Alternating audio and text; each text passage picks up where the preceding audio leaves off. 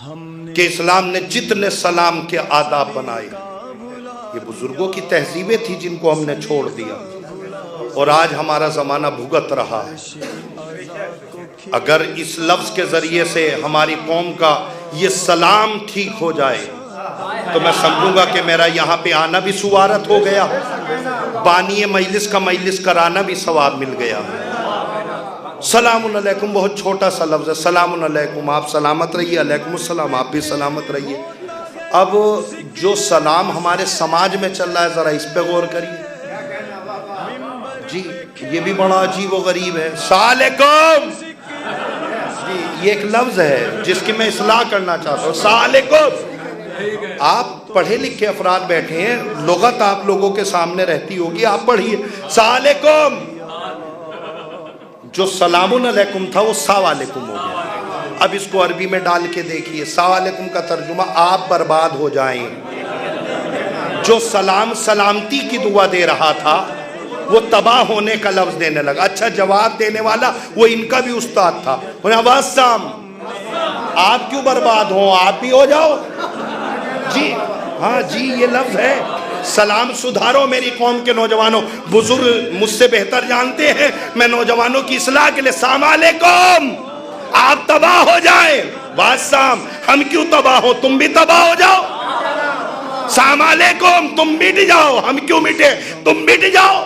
تو جو اسلام تہذیب سکھانے آیا تھا اس کو ہم نے بدل دیا۔ تو کچھ لوگ تو لفظوں میں غلطی کر رہے ہیں، کچھ لوگ اس سے بھی آگے والے جی۔ آپ ان کو سلام کریے، وہ سلام ہی نہیں کرتے، منڈی ہلاتے۔ ہاں، یہ جملہ تو ہم نے حیدرآباد میں نیٹ پہ پڑھا ہوا ہے جی، وہ منڈی سے سلام کرتے ہیں، جواب دینے والا بھی۔ یہ جملہ ہم نے حیدرآباد میں پڑھا تھا کہ اسلام میں لفظوں کا ثواب ہے، منڈی ہلانے کا ثواب نہیں ہے جی جی۔ یہ لفظ کہاں چلے گئے ہمارے؟ سلام علیکم، آپ سلامت رہیے، علیکم السلام، آپ بھی سلامت رہیے، یہ صحیح سلام ہے۔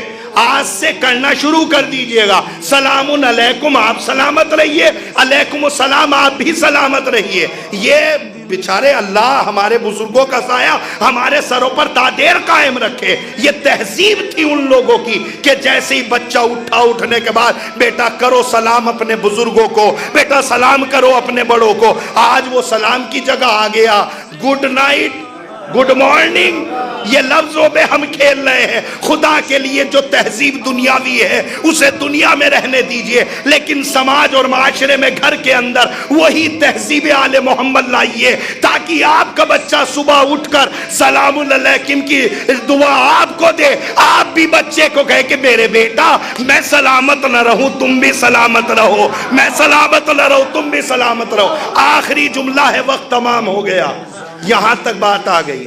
ایک لفظ نامکمل ہے، اس کو بھی مکمل کر دے کہ صحیح سلام سلام علیکم، صحیح جواب علیکم السلام، یہ سب لفظ چھوڑ دیجئے۔ سماج اور معاشرے میں ایسے لوگ بھی ہیں کہ جو انتظار کرتے ہیں کہ یہ ہمیں سلام کرے جی، ہوں گے ایسے لوگ، ہر جگہ ہوتے ہیں۔ اس لیے کہ میرا تو سماج اور معاشرے میں آنا جانا ہوتا رہتا ہے، وہ لوگ جو ہے منڈی ڈالے بیٹھے رہتے ہیں، ہم نہیں کریں گے سلام، یہی کریں گے۔